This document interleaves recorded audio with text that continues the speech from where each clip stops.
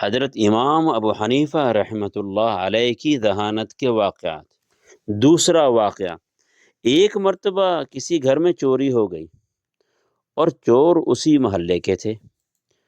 چوروں نے گھر والے کو پکڑا اور زبردستی حلف لیا کہ اگر تو کسی کو ہمارا پتہ بتلائے گا تو تیری بیوی پر طلاق۔ اس بیچارے نے مجبوراً طلاق کا حلف لے لیا۔ وہ چور اس کا سارا سامان لے کر چلے گئے۔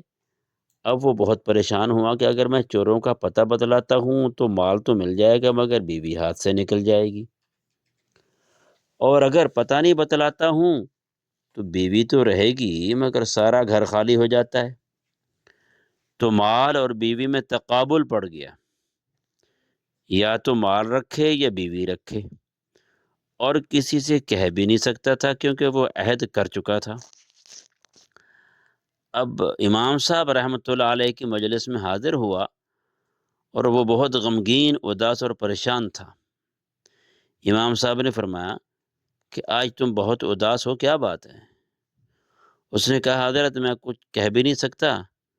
فرمایا کچھ تو کہو۔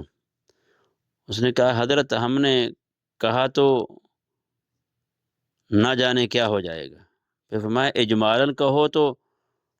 اس نے کہا کہ حضرت چوری ہو گئی ہے، میں نے عہد کر لیا ہے کہ اگر میں ان چوروں کا پتہ کسی کو بتلایا تو بیوی پر طلاق۔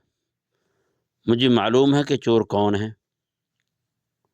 وہ تو محلے کے ہی ہیں، لیکن اگر بتلاتا ہوں تو بیوی پر طلاق پڑ جائے گی۔ امام صاحب نے فرمایا کہ مطمئن رہ، بیوی بھی ہاتھ سے نہیں جائے گی اور مال بھی مل جائے گا، اور تو ہی پتہ بتلائے گا۔ کوفہ میں پھر شور مچ گیا کہ ابو حنیفہ یہ کیا کر رہے ہیں؟ یہ تو ایک عہد ہے، جب وہ پورا نہ کرے گا تو بیوی پر طلاق پڑ جائے گی۔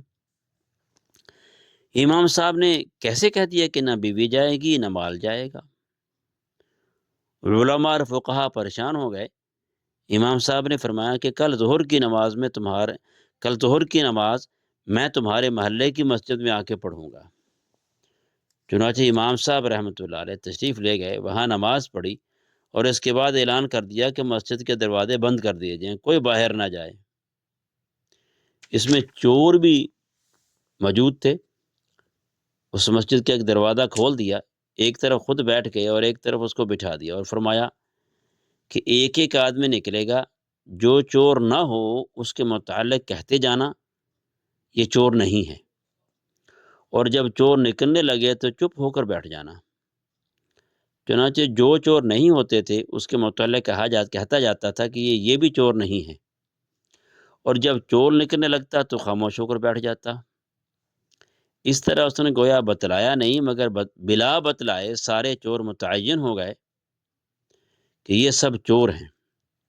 چنانچہ چور بھی پکڑے گئے، مال بھی مل گیا، اور بیوی بھی ہاتھ سے نہیں گئی۔